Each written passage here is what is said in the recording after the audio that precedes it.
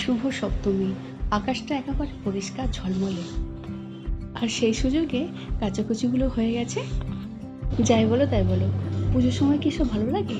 কি করব, বৃষ্টি কদিন হলো আর সমস্ত জড়ো করা ছিল, আর ওরাও চলেও গেল, সেই সমস্ত বেড কভার টভার সব ছিল। আর দেখো রাস্তায় কত জল জমে আছে, এখনও জল জমে আছে। আমাদের এখানে মোটর নিয়ে আসা হয়েছে জলগুলোকে বাইরে বের করে দেওয়ার জন্য, মানে নর্দমার মধ্যে দিয়ে দেওয়ার জন্য, তবুও যাচ্ছে না। দেখো সারাদিন চলছে, আকাশ পরিষ্কার কিন্তু জল জমে আছে। আর ষষ্ঠী থেকে যে হারে রোদ্দুর বের হয়েছে, মনে হয় বৃষ্টিই হয়নি। আজ থেকে আমাদের পুজো মণ্ডপে খাওয়া দাওয়া, মানে রান্নার তেমন চাপ নেই। আর এদিকে অ্যামাজন থেকে যে জামাগুলো অর্ডার করেছিলাম না, তারই কিছু কিছু জামা তোমাদের দেখাচ্ছি। এটা একটা নিয়েছি, আর এটা একটা সাদা কালারের। আমার এই শাড়ি এটা ভালো লাগছিল বলে নিয়েছি, মানে অর্ডিনারি, আর কিন্তু বেশি দাম নয়, মানে 799 এরকম করে দাম নিয়েছে। একটু আনকমন দেখে নিলাম, আমার এটা ভালো লেগেছে তাই নিলাম। আর একটা অ্যামাজন থেকে নিয়েছি ইয়েলো কালারের, এটা কিন্তু ভালো লাগছে, প্রিন্টটা খুব সুন্দর লাগছিল বলে এটা নিলাম। এটাও ওরকমই, মানে বাজেটের মধ্যে, প্রিন্টটা একটু অন্যরকম লাগছিল বলে নিলাম। আর এটা নিয়েছি নিউ মার্কেট থেকে, এটা আমি গিয়ে নিয়েছি। আর এটা পার্টিতে পরার জন্য বা বিয়ে বাড়ি ফেরত পরার জন্য এরকম একটা নিয়েছি। শাড়িটা আমার দেখানো হয়নি, কেননা শাড়িটা আমি দিয়েছি একটু এতে, মানে ফলস পিকো করার জন্য বা ব্লাউজ টাউজ করার জন্য, সেগুলো দিয়েছি, দেখানো হয়নি। আর সেটাও সুন্দর, মানে সেটাও পার্টিতে পরার জন্য বা বিয়ে বাড়ি পরার জন্য। এই একটা নিয়েছি। আর যেহেতু আমার ভালো লাগছে না বলে এবছর মানে বেরোতে ইচ্ছে করে না, তাছাড়া শরীরটাও খারাপ, সেই জন্য মা আর ও দুজনে মিলে মানে আরও কিছু মানে বাজার করতে গেছে।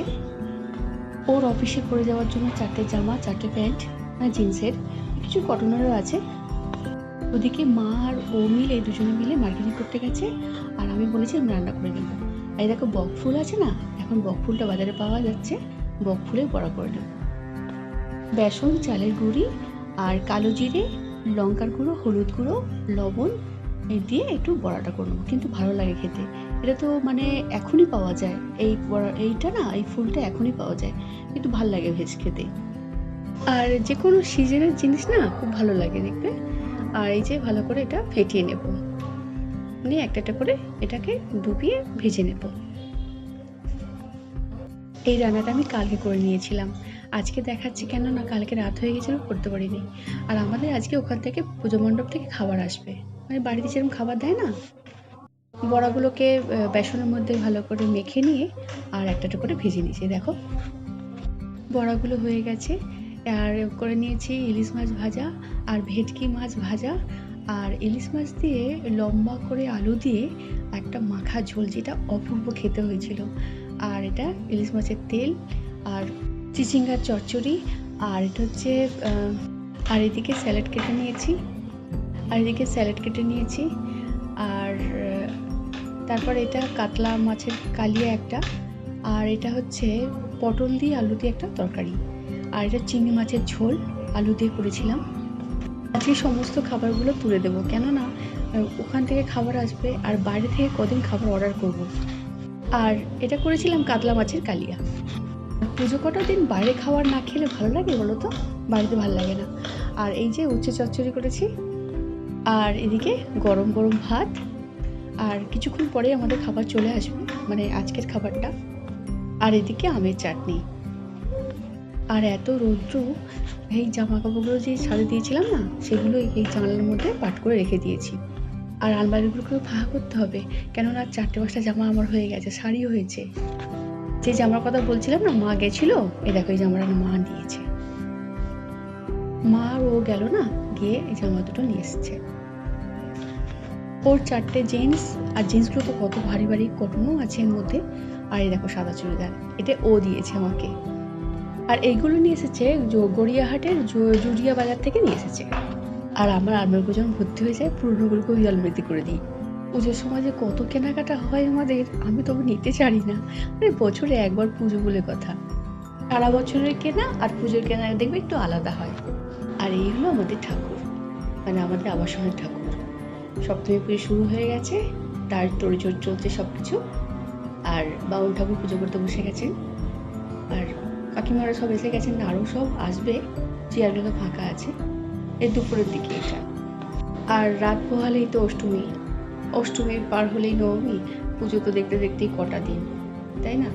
আর এই 4টে দিন যেন হয় না, আরও কিছুদিন বাড়ি দিলে বোধহয় ভালো হতো। সকালে ভালোই ভিড় ছিল, মানে সবাই এসেছিল।